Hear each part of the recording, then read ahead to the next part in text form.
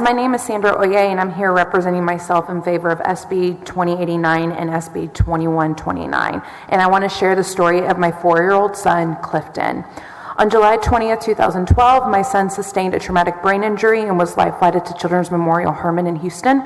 He was given a ventilator to help regulate his breathing, a feeding tube, 5 different blood pressure medications, and he had to undergo surgery to reduce the swelling on his brain.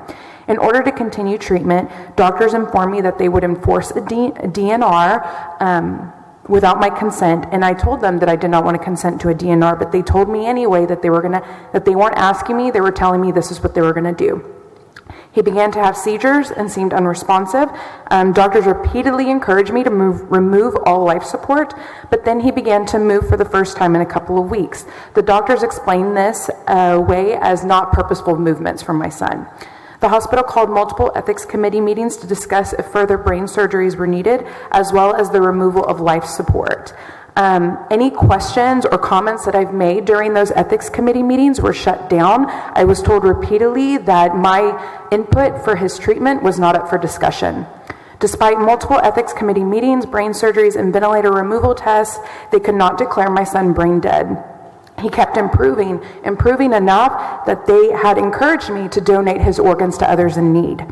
But despite all of his progress, the ethics committee decided to remove my son from life support on the basis that even if he was to survive his injury, he would have a poor quality of life. I was told that I had 10 days to find another facility that would be willing to provide treatment for my son, that I could submit a list of potential transfer facilities to the social worker on duty, and that they would have someone call the hospital, or someone call those hospitals. But there was no way for me to actually verify if any calls were being made. During those 10 days, I began to notice a decrease in my son's level of care. His feeding bag would go empty for hours until I demanded it be refilled, and he would also sit in soiled diapers until I had to beg a nurse to come in and change him. Finally, after 10 days of submitting countless lists to the hospital, on July 27, 2012, I watched the ventilator be removed for my son. The doctors told me that he would not expect to live more than 20 minutes, but for over an hour, I watched my son convulse and gasp for air until he died in my arms.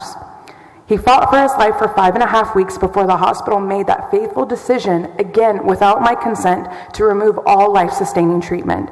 So I ask of you to please support this bill to fight for life like that of my 4-year-old son. Thank you.